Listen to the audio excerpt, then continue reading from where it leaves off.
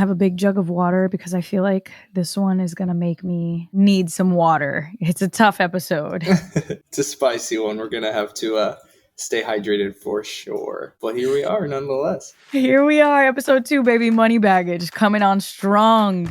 Welcome to Money Baggage, a financial literacy podcast brought to you by Hightower Advisors to spread knowledge about something that affects us all, money. We're your hosts, Jo Franco. And I'm Xavier. And we're on an investigation to learn how to strategically deal with our money baggage. We're going to be covering all kinds of things from debt to savings to home ownership to credit cards, all things under the sun finance to help people change their money mindset. We're really trying to help this next generation move and help out with our and their financial independence. Knowledge is wealth, so let's handle this money baggage. Let's get into it. Are you ready for this topic? The debt is real up in here. Today is a big one, Jo. We are talking about all things debt. Fun, scary. I don't ever think anybody said debt and fun in the same sentence.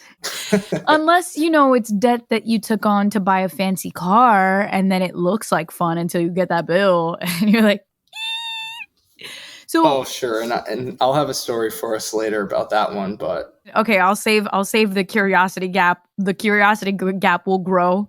So my feelings on debt, I actually am very debt averse. I don't like having debt. If I have debt, I think about it all the time. All of my credit cards, which I've consolidated a lot of them. I used to have more, but now I have maybe like 3 or 4 that I've strategically taken out for traveling and to get maximum benefits and things like that. I really only use one of them at a time. And I will put my credit cards in drawers at my house so I don't have multiple debt bills. I paid off my student loans after graduating 5 years later. I'm the kind of person that I would rather be like liquid broke and pay off my debt than live with the looming heavy weight of debt, which I know is controversial because a lot of wealthy people will use debt to actually grow their wealth. It's a choice that I'm making for my peace of mind. Like, I know my debt aversion is so high that I would not sleep at night knowing I took on investors, for instance, like for my business. How about you? Absolutely. No, I feel like it's a scary thing. It always has this negative connotation. I think there's some positives to having debt, but I feel like it's not something that's talked about that much. And speaking from experience, I can say now at 25, I'm kind of more on your end where less debt, the better for me. I sleep better at night. If I have this looming credit card bill that I have to make, I will lose sleep at night and stuff like that. I definitely feel you. So I guess one question, Jo, say 3 words. How would you describe your feelings on debt? Anxiety. Anxiety. And it's funny because in my life, I've already dealt with tons of debt. We in our lifetimes will all deal with many different kinds of debt. And we're going to break down the kinds of debt. But for me personally, I dealt with initially credit card debt. When I was 18, I got my first credit card. I got it to buy an iPod. That was my big purchase. And I remember the credit card limit was probably like $200 and I spent $150 or something on an iPod. And it was the biggest, scariest move because I had to buy it with months of my, little part-time job salary. Yeah, I think I was always nervous about debt. But then when I went to college, it was this massive shift because it was $25,000 a semester to go to my school. And I tried everything I could to get loans and scholarships and stuff, but I still ended up owing $70K in debt when I graduated. I was paying off the debt while in college. I was paying off the interest, which is rare. And I didn't have any support paying college. So I just lit a ridiculous fire under me to work. Because again, as somebody who is anxious about debt, I'm like, I need to do whatever it takes to pay off this debt. Paid off the debt, and then it's the next big purchase is a car. I bought a car when I was like 25 or something crazy, like a lot later than normal. But same thing, I paid my car off in full. I got a loan from a credit union and applied for the special program where I got like 0.5% less interest if I signed up to buy a car from their special affiliate like network. And I'm like, yeah, I'm going to do this because it's cheaper. Paid off the car. I basically I'm debt avoidant. For sure. How about you? I mean, it sounds like a scary thing, definitely, but it sounds like you've handled it in a decent way throughout the years. I mean, I'd say from my end, but like, do you think you have like any debt regrets or seems like you figured it out. So, great question. I'm the youngest of 3, and I think I had the best opportunity to see what my siblings were doing wrong and avoid it. So my sister, when she was 18, she got a credit card to like a massive store, and she swore it was free money. This woman did not think she would have to pay back. So she ran up her credit card bills. Sissy, if you're hearing me, I'm sorry. And my mom was just like panicked because she gets a bill that, we couldn't afford. And I saw that and I'm like, oh, okay, so it's not free money. So I was always scared when I saw the scary moment in my mom's face. I was like, okay, I'm going to not do this. So I learned what not to do from my brother and sister. My brother, he had a little bit less of an active role in his finances. So my mom would tell him what to do and what credit cards to get. And I also didn't like that because I'm like, wait, I should know what I'm doing because it's my money. So then I leaned into the financial literacy piece. I was doing the research. I was asking friends about credit cards and debt and things like that. So no debt regrets. But one thing that's interesting. So I bought my house in 2020 and I applied for a mortgage. So when you apply to buy a house with a bank, you have this 30-day escrow period where the bank is diving into your research, into your finances, into your history. And they approved me for a loan. And then I was on my way, like everything was set for me to buy this house with this loan. And 3 days before closing, I get a call from the bank that had approved my loan saying, hey, actually, we can't approve your loan because your business history for your new company is only 1.5 years old and you need 2 years of tax history for it to be considered your primary income. Wow. Okay. So you can't qualify for this loan. And I'm like, are you crazy? My stuff is on a truck moving from Los Angeles, California to Connecticut, other side of the country. And I don't have a house. So then I called the realtor 3 days before closing. I was like, hey, the loan was declined 3 days before closing. What do I do? She's like, do you have the money to pay for the house in cash? And I'm like, I do, which is the most insane thing because I'm scarcity mindset oriented, like we mentioned in episode 1. And because I'm a saver, I had the money to pay for this house in full. She was like, Joanna, your best bet, this house is really cheap, is to sign a check for the full value of the house and don't even think about it. So then I pulled up to closing and I literally got one check from the bank and it was a ridiculous moment. I signed the whole value of the house in one check. I was 28 and I bought this house. It was a cheap house, so I'll give you that. It was cheap. But still, like, it's not a debt regret, but it is something that I wasn't anticipating. I wasn't anticipating paying, 6 figures to just like get this house and then all of my savings were sucked out of my account. And then also you learn when you make an investment like that, that taking on debt, if debt is cheap, is a good thing, which I know we're going to get into. Absolutely. I mean, that's an awesome thing that you're able to do that. But I mean, looking back, you're probably a little bit happier that now you don't have this 30-year mortgage that you're dealing with and all this debt, interest, and stuff like that. It's a crazy story, actually. It's a crazy story. Yeah. And I think that's the important thing to realize. So everybody has their different relationship with debt. Some people are more debt avoidant like me, and others are completely comfortable with debt and they know it's a part of the game because it is a part of the game and it plays an important part of the game. So a lot of people, when they were asking me like, why would you have rather get a mortgage? And I'm like, it's not that I would have rather get a mortgage psychologically for my peace of mind. But at the time when I was buying my house, taking on a mortgage was cheaper than ever, which means money was cheap. So the philosophy in any investor's mindset is you'd rather take out the loan if it's a cheap interest rate and put the money that you have liquid in the stock market that has a higher average rate of return. This is what I was thinking. I could technically make more money by taking on a loan, but then there's the cost of my peace of mind, which I value higher than making a few extra $1,000s a year. Like my peace of mind to never have to pay a mortgage is greater based on my personal relationship with debt. I totally get that. Oh, that's a crazy story. I think I have some debt history. I have something. Oh gosh, I can't believe I'm going to tell the story on the podcast because I'm so sad about past Zave, I guess, I think my first like big experience with debt in and outs are I was about 20, 22 years old.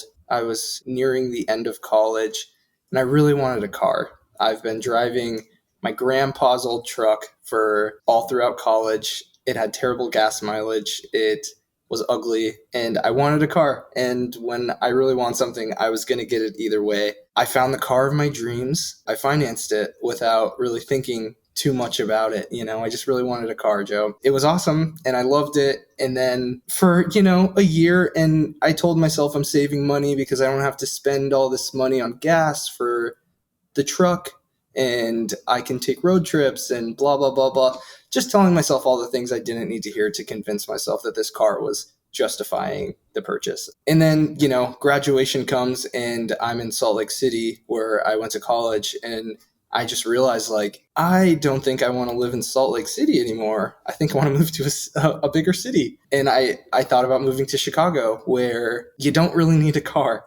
And so here I am, in $15,000 of debt, paying off my car that I no longer want, I don't really need anymore. And I just remember being like, oh, like, where was, everyone's telling me not to do it, and I did it anyways. And that's probably like when I realized that debt is scary if you're going to do it. And especially in a situation like that, think longer term than just college graduation. I got lucky. Used car market was great at the time, so I was able to sell it and wash the debt. But probably the biggest lesson I learned, and if I could go back in time, I would smack myself in the face for buying a car that I couldn't afford quite yet.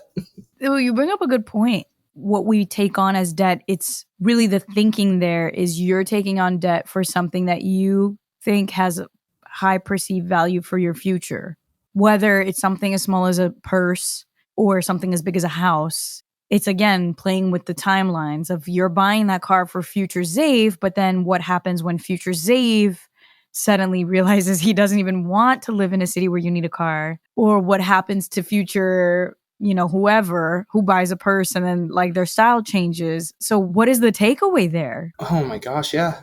I mean, think ahead. Think ahead is probably the biggest takeaway, especially growing up. I think our audience might be in a younger demographic, is just how much I changed in the past few years. I think even now, if I did live in a city where I needed to have a car, I wouldn't get the one I got. You know what I mean? Like, I'm at the point now where I need to go to point A to point B. I don't need to be flashy. Like, who do I think I am, So I think planning ahead is probably the biggest takeaway I had from that. I actually love what you just said as well, because I think a big piece of debt is also this external validation from others. So there's a quote that's like, rich people show their money, wealthy people don't show it.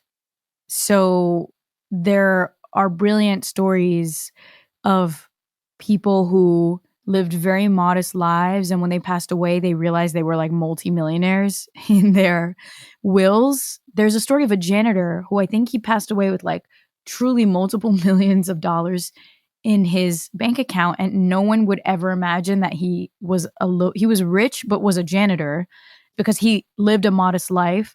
I think this conversation with debt ties in nicely with this question of what is your enough? Because if you're taking on debt to basically try to get external validation, you're going to end up hurting yourself in the long run. Like if it's just to buy a nice house so you could feel, that's an ego purchase. That's ego-driven debt. Yep. Ego-driven debt, EDD. Ain't nobody got time for no EDD up in here. Real G's move in silence like lasagna, Joe. What? I love that. It's a sig. It's a sig. So we mentioned, my car, your credit cards, and house. What other types of debt are there? There are so many types of debt. Actually, I want to talk about this crazy number before we get into it. So to date, there's a ridiculous amount of debt circulating in the US. Consumer debt is hitting an all-time record high with $16.9 trillion, and delinquencies are on the rise. So that means that not only do we have a much higher number of consumer debt, anything from credit cards to car loans and home ownership, all of that, but we also are incapable of paying a lot of that debt. And when people go into delinquent payments, that means that their credit scores take a hit, which then just snowballs into a ball of problems. So that's pretty crazy. But as far as what consumer debt is, the different types, you have credit card debt, student loan debt, a hairy one, auto loans, mortgages, so mortgage loans, medical and personal loans. So those are the different categories. And I believe student loans and credit card debt and mortgage debt are the top categories. So at one point in your life, you will likely have to deal with one or all three of them in some combination? It's such a scary thing, but I think one thing that we can all take a deep breath with is that most of us are in it together, Jo. We all are going to experience it. Most of us have experienced it and will likely experience it in the future. A fact for you, Jo. Are you ready? I'm ready. Hit me with a fact. I'm a nerd. I love a good fact. 77% of American households have at least one type of debt. Wow. That's a large number. It's a lot. But also think about the homes that don't have debt. That's actually impressive that there are that many homes without debt. Yeah, it's a pretty big number. It's like, what are your secrets? I know. But probably people like me who get hives just thinking about the word debt. Like, I will pay for everything in cash. It's like my grandpa always said, the one rule in life is always make more than you spend or never spend more than you make. And debt is the exact opposite. Like, debt is actively spending more than you have and or that you make. The first credit card was issued in 1958. That's insane. I mean, if you really think about it, it's pretty recent. That's so recent. The entire financial institution that we live and breathe by is pretty new. And so it makes sense that not all of us know, or, there's always new information as well to learn. It makes sense that not all of us know how to handle debt because it's a new concept. The laws are constantly changing. Debt interest rates change. So we're just going to dive into a slew of facts now because we want to learn as much as possible. Again, this podcast is an investigation for both Xavier and I to dive in so we learn more because we both have our money baggage. You listening probably have some of your own. We're also going to be sourcing some fan-submitted questions that you sent to me on my Instagram at Jo_Franco, and we're going to get into it. So I guess let's kick off with the first question. Xav, you want to hit us with the question? Absolutely. So our first question here is, what is good debt versus bad debt? Which is an interesting one. I have a couple definitions here, and then I guess we can get into it. So bad debt is generally considered money you are borrowing to purchase a depreciating asset. Debt that is not healthy for your finances typically carries a higher interest rate. Carrying too much debt can negatively affect your credit score. If you use too much of a revolving line of credit, likely charging up your credit card, then your credit score will suffer. Okay, so translation. I need a good definition and a good translation. So, sure. Okay, bad debt, generally considered money you are borrowing to purchase a depreciating asset. So depreciating asset is key there. But this is also subjective because you could technically buy a car and it's considered a depreciating asset. But is it bad debt if you need it? Again, subjective. For sure. You can be making money from that car, say you're an Uber driver, stuff like that. Or you finance something with the thought that the depreciation is going to happen now, but it might skyrocket in the future. So it's definitely something to think about. I think one of the biggest forms of bad debt that it's becoming more and more normal to as time goes on is this new you can finance like shoes and clothes and stuff like that. And I just feel like when I was growing up, that wasn't necessarily a thing. And it's becoming, it's right in front of you. It's this item that can't afford because it's $1,000, but I can pay $100 a month for a year. And it's scary because it's tempting. So funny enough, in Brazil, that's a concept that's been around since the beginning of money, it seems. So I'm Brazilian. I go to Brazil often. And whenever I go there, anything that you buy, it could be something that's $10 or $20. They'll ask you how many times. And I'm like, how many times what? They're like, how many times do you want to, parcelar is the verb. Do you want to split up the payment?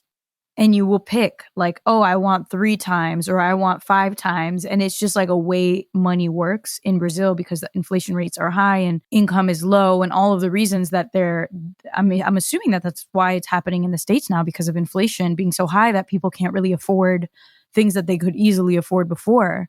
But it is interesting because it changes the psychology of what people think they can buy. And I'm not really sure if it's for the better or for the worse because you can get out of hand quickly with that. Like imagine you go 1 month and you buy 5 things that you really couldn't afford one of the things. And then you're accumulating these monthly payments. That's the thing. I don't like monthly payments. Absolutely. I will do anything to avoid a monthly payment. I totally get you. But on the silver lining end of that, there are also several forms of good credit. Did you call it credit to make it sound cute? Yeah, brain fart. Good debt. So if the debt you take on helps you generate income and build your net worth, then that can be considered good debt. So can debt that improves you and your family's life in significant ways. Going into debt may be beneficial for your overall financial health in several types of scenarios. I love you reading facts like it's a bedtime story, and I am tucked in. ASMR secretly podcast as well, right? Yeah, about debt. Debt is actually, it's going to trigger me into nightmares. Okay, no, but good debt will give us happy dreams. So this is an interesting concept. The translation I get from this is my treadmill example from episode 1 of buying something that is pretty expensive and looking at it as a way to increase my quality of life, but also look at it as an investment. If I'm running every day, my body will be fitter. I will then learn languages while running on the treadmill. So it becomes an active growing opportunity, and I can post stories about it with affiliate links and actually generate revenue. Like, that's one tiny example of a household item that I bought. Here's another example of good debt. It's not even debt. It's like buying overly priced things. I guess I bought this espresso machine 5 years ago, and that is my most prized possession. It's moved all over the country with me. And I calculated once, I saved, I think, $20,000 on coffees because I drink 2 coffees a day, sometimes 3. And you calculate, I'm doing that 7 times a day. I mean, I'm 7 times a day. I'm drinking 7 coffees a day. No, I'm drinking coffee at least 2 times a day, 7 days a week over the course of 5 years. And then you do the calculation of how much a coffee costs before this machine. It adds up. It really does. Yeah, but I'm actually going to do the math right now, because before the machine, I was always at Starbucks or, getting coffee that was like $5 in LA. So that's $70 a week times how many weeks in a year? 52 times 5. That's $18,000 saved from my $200 espresso machine that I bought 5 years ago.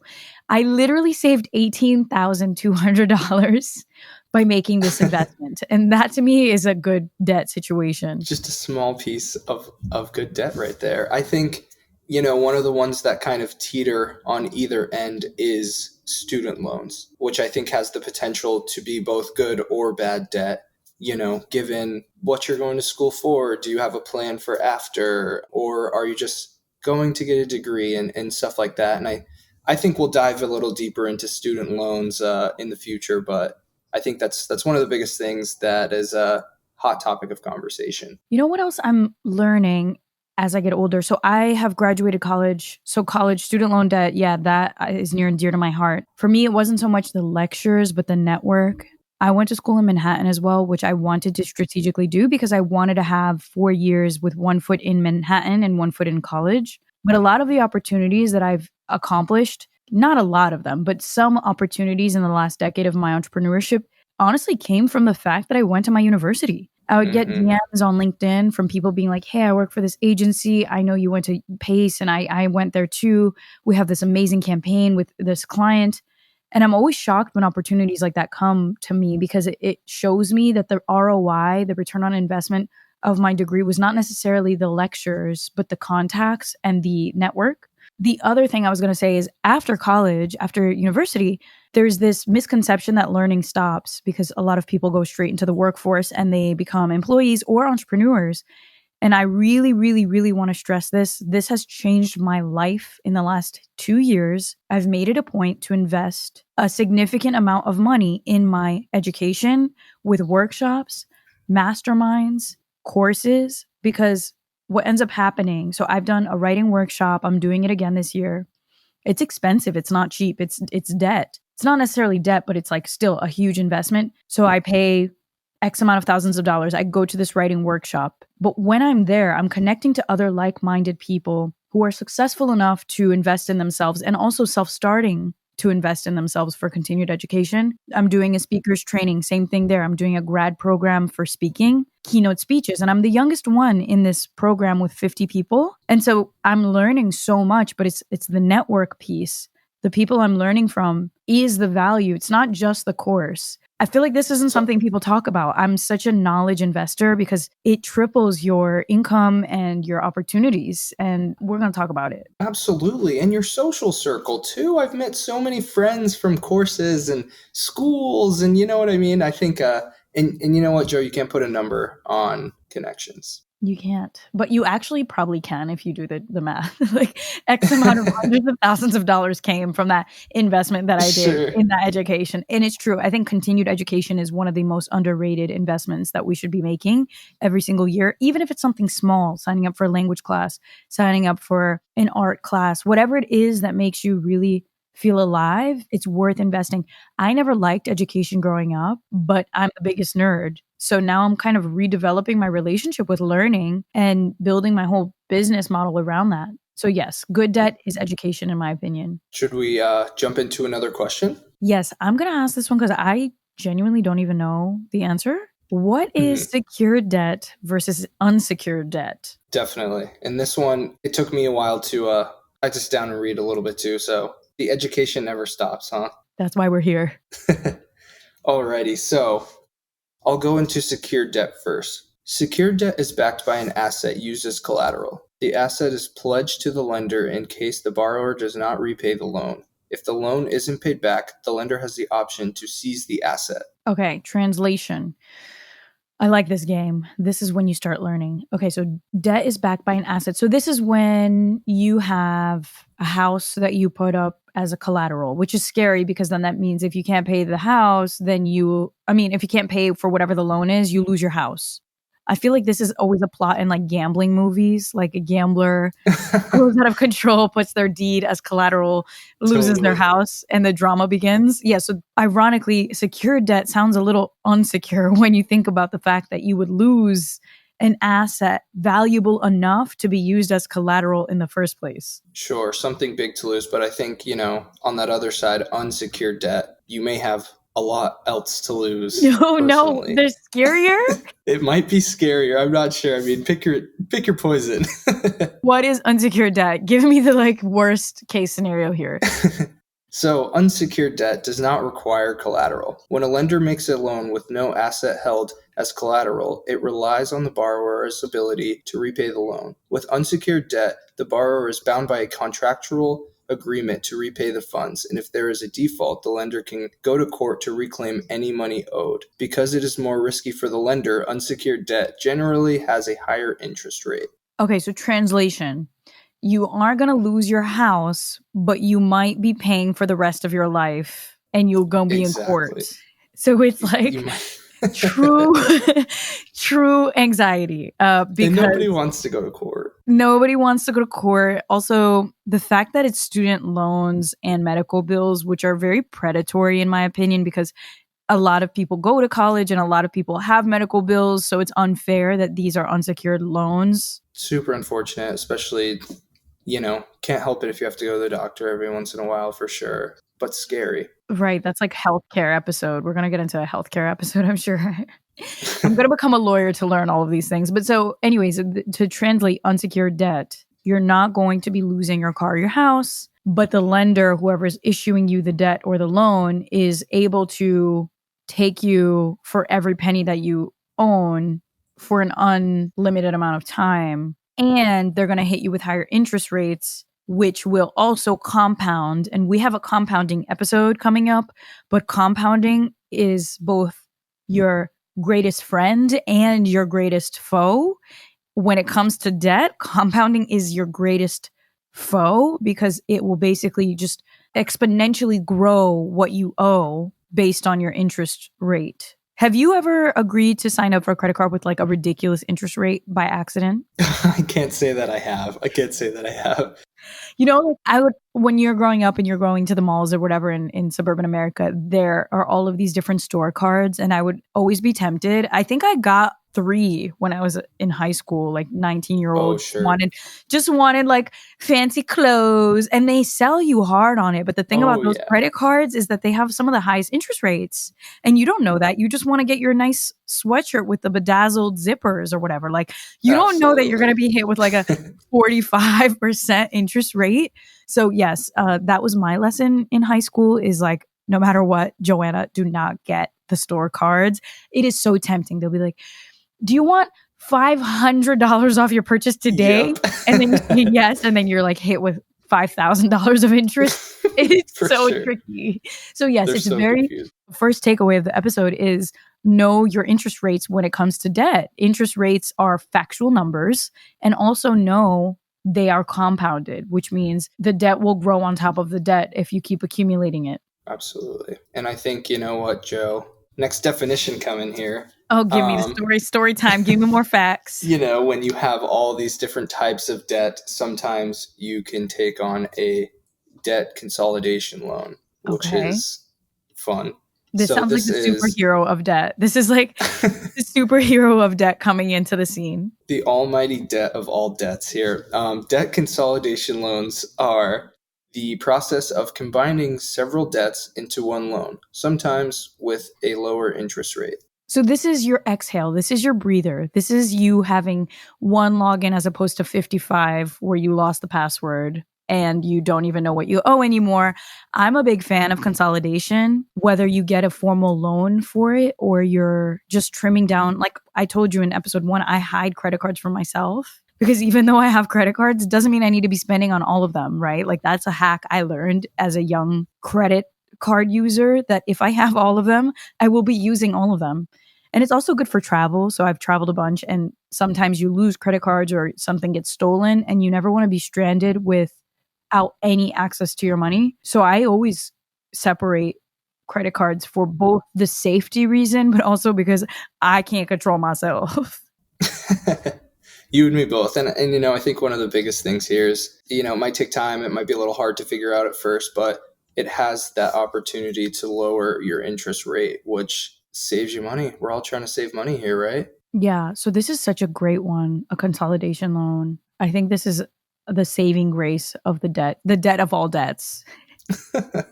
How about the next question? So we'll take a few more questions. This one is interesting because it dives us into the nitty gritty definitions, which I know Zave is going to be hitting us with. What is the difference between snowball versus avalanche method for digging yourself out of debt? Absolutely. So I guess we can start with the snowball method here, huh? All right. Snowball method is paying off the smallest of all your loans as quickly as possible. Once that debt is paid off, you take the money you were putting toward the payment and roll it onto the next smallest debt owed. Ideally, the process would continue until all debts are paid off. As you roll the money from the smallest balance to the next on your list, the amount snowballs and gets larger and larger, and the rate of the debt that is reduced accelerates. Huh. Okay. So it's basically the start with a grain of sand, end up paying off the whole beach. It's like that. Starts not too bad and gets harder and harder as you go, huh?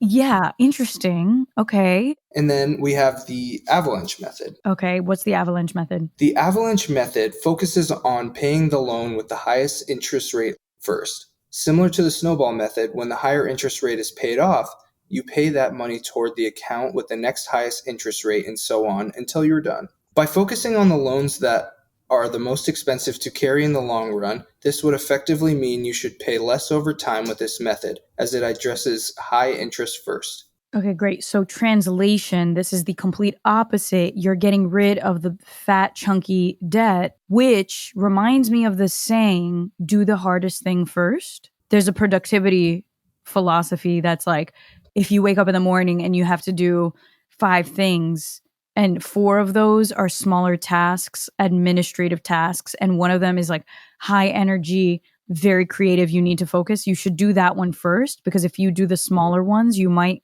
burn yourself out and then you'll never have enough energy for the bigger one. Mm-hmm. So I think avalanche method, also on a financial note, if you're killing the loan with the most interest rate, you will save a bunch of money because of, again, compounding interest. So with the snowball method, I feel like the snowball method is like putting every step of your waking day on your to-do list and checking it off just to feel good.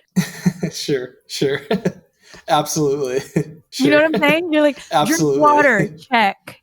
Put on my shirt, check. And then it's like, brush my teeth. Write my research paper. You never get to that because you're too busy checking off. Open the curtains. So I think for me, if I had to choose, it would be avalanche method. It's just get the hefty loan out of the way, target the highest interest rate, be done with it. And then Just I can get work it over backwards. with. Yeah. Absolutely. I think, the one positive for the snowball method might be if, in the foreseeable future, something crazy is going to happen financially for me. I have an investment that's about to pay off, or I'm about to get my degree and get this job. You know what I mean? So I'm just kind of paying off ends meet while I can, and then make the big payment in a little bit, as long as you're doing something, right? Yeah, I get it. I'm still Team Avalanche. Team Avalanche. I'm going to make t-shirts. I like this. This podcast is great.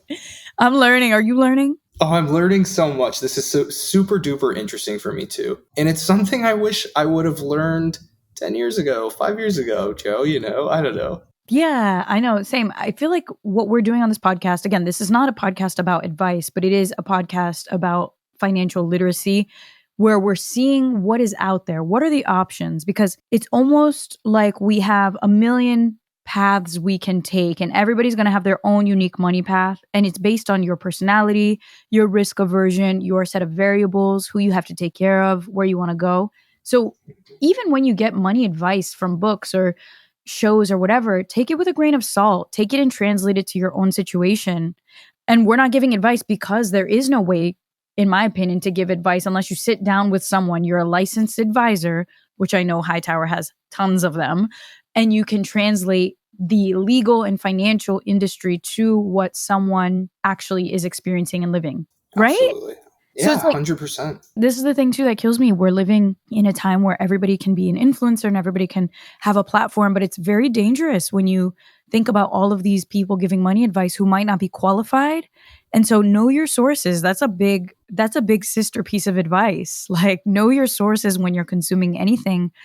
And no one is going to know your money baggage like you'll know your money baggage. If you don't know your money baggage, you won't know how to unpack it. So step 1 is self-awareness. Step 2 is action. Step 3 is just accountability to stay on top of it. Absolutely. Knowledge is power here. I will say, Jo, we've got some pretty good questions this episode. So shout out to everyone that asked a question, and keep them coming, right? There's no such thing as a dumb question in this environment here. So keep them coming.